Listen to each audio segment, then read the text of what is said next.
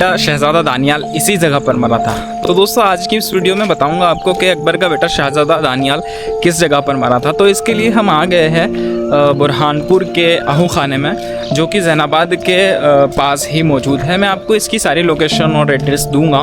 तो अब हम आपको दिखाते हैं कि शहजादा दानियाल जो था अकबर का बेटा, वो यहाँ कैसे मरा था और कौन सी जगह पर मरा था।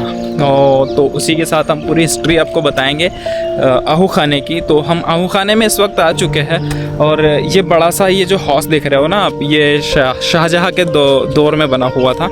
और ये जो इमारत वगैरह देख रहे हो ना, ये इसका भी आधा कंस्ट्रक्शन शाहजहाँ के कार्यकाल में हुआ था। और इसके उधर उस पार जो नहरें दिखाई देती है उसे शहजादा दानियाल ने बनवाया था। तो चलिए वो महल दिखाते हैं आपको।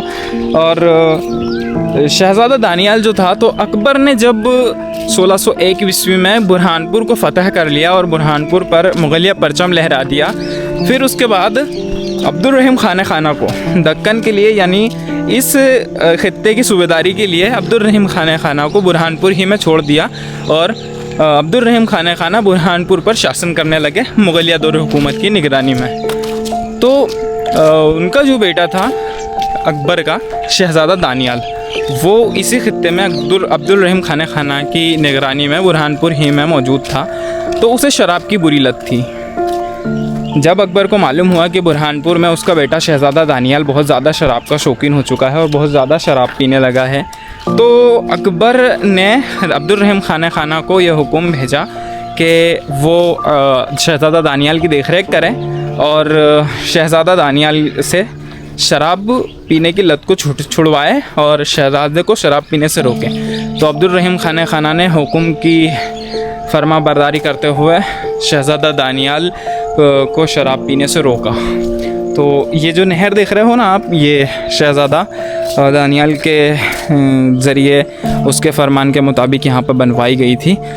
पिछली बार में मैंने एक AI जनरेटेड तस्वीर यहाँ पर शेयर करी थी और उसे आगे बढ़वाया था, जिसके फलस्वरूप यहाँ पे ये खुदाई का काम करके इसे काफ़ी बड़ा बनाया जा रहा है और ये उसी की दौर में बनाया हुआ। तो आप कहानी पर वापस आते हैं। तो शहजादा दानियाल पर जब शराब की पाबंदी लगाई गई तो शहजादा शराब के लिए तड़पने लगा। जब शहजादा तड़पने लगा तो उसके जो सैनिक थे उसकी निगरानी में, तो वो उसके फरमाबरदार जो सैनिक थे, तो उनको उसने शराब लाने के लिए कहा। वो उतावला होने लगा शराब पीने के लिए तब। तो फिर शहजादे के लिए वो शराब को सैनिक शराब को बंदूक की नाल में भरकर लाने लगे। तो हुआ यूँ कि जब शहजादा बंदूक की नाल में भरी शराब को पीता है तो गोलियों के घर्षण से बंदूक की जो नाल होती थी वो जहरीली हो चुकी थी, विषयुक्त हो चुकी थी। तो वो शराब जैसे ही शहजादा पीता है तो शहजादे के शरीर में जहर फैल जाता है और उस स्थिति में वो मर जाता है। तो वो यही जगह थी और इसी जगह के आसपास कहीं शहजादा जो दानियाल था वो शराब पीकर अपनी अंतिम सांसें लेता है बुरहानपुर ही में। उसके बाद उसे दफना दिया जाता है। तो अब्दुल रहीम खाना ने भी यहाँ पर बहुत सारी चीज़ें बनवाई और अब्दुल रहीम खाना ने यहाँ पे ईरान से खिरनी के दरख्त ला के लगवाए थे और यहाँ पे बहुत खूबसूरत बगीचा लगा दिया गया था अब्दुल रहीम खाना के दौर में। लेकिन उससे पहले यहाँ पर फारूकी दौर हुकूमत में एक बहुत बड़ा जो है, तो एक बहुत बड़ा वो हुआ करता था, एक बहुत बड़ा शिकारगाह हुआ करती थी ये। यहाँ पे बहुत घना जंगल हुआ करता था और जो फारूकी थे वो यहाँ पर शिकार करने आया करते थे। और उन्हीं की बेस पे जब अकबर ने हुकूमत की तो अकबर के बेटा दानियाल को बहुत शिकार का शौक़ था, तो वो भी इसी जगह पर शिकार करने आया करता था और उसे शिकार का बहुत शौक़ था। तो वो इस जगह पर अपना ज़्यादा वक्त बिताया करता था, इसीलिए इस जगह को दानियाल से जोड़कर ज़्यादा देखा जाता है। और कुछ लोगों की ये मान्यता है कि यहाँ इसी जगह पर जो इस महल के सामने बस ये इमारत है ना, इसे बारादरी कहा जाता है, तो इसी जगह पर कुछ लोगों की ऐसी मान्यता है कि इसी जगह पर जो है तो शाहजहाँ की अजीज़ बेगम मुमताज़ महल को इसी जगह दफनाया गया था, लेकिन ऐसा नहीं है, क्योंकि वो जगह जहाँ मुमताज़ को दफनाया गया था वो यहीं पास ही में ताप्ती नदी के किनारे पर मौजूद है। अगली वीडियो में मैं आपको बताऊँगा। आपको बता दूँ कि मैं अब बुरहानपुर की एक सीरीज़ चला रहा हूँ जिसमें बुरहानपुर के सारे ही प्लेसेस को मैं दोबारा अपने YouTube चैनल पर अपलोड कर रहा हूँ, Facebook चैनल पर भी अपलोड कर रहा हूँ। तो मेरी इस कदम के लिए आप मेरा सहयोग कीजिए और मेरे चैनल को सब्सक्राइब कीजिए और वीडियो को लाइक कीजिए और अपने दोस्तों तक शेयर करना ना भूलें। तो ये जो बारादरी देख रहे हो ना आप, चलिए मैं आपको इसको करीबी से दिखाता हूँ। इससे पहले आपको बता दूँ कि ये यहाँ एक छोटा हौज़ हुआ करता था, उस महल के उस पार एक बड़ा हौज़ है और यहाँ पर ये जालीदार यहाँ पर एक संगमरमर की परत हुआ करती थी जहाँ से झलझल पानी जब गिरता था तो मोतियों के सिमत दिखाई देता था। और यहाँ बारादरी मौजूद है और यहाँ बारादरी में ना खम्भों और स्तंभों के ऊपर ना ऐसे कुंडेदार पत्थरों से ही ऐसे बनाए गए थे जिस पर बेशकीमती झालरों जैसी यहाँ पर ऐसी डिज़ाइन उकेरी गई थी, जहाँ पर मैं आपको खोजकर बताऊँ तो मुझे ज़रूर दिखाई देने लगेगी कहीं ना कहीं, लेकिन यहाँ पर काफ़ी वक्त बीत जाने की वजह से ये इमारत खंडहरों में तब्दील होती दिखाई दे रही है और यहाँ पर देखना काफ़ी मुश्किल हो रहा है। तो इन इमारतों में ऐसे कुंडेदार हुआ करते थे जहाँ पर कीमती और ख़ूबसूरत डिज़ाइन उकेरी गई थी उस दौर में, तो वो काफ़ी खूबसूरत दिखाई देने लगती थी। लोगों का मानना है ऐसा कि यहाँ पर ही मुमताज़ को दफनाया गया था, लेकिन ऐसा नहीं है।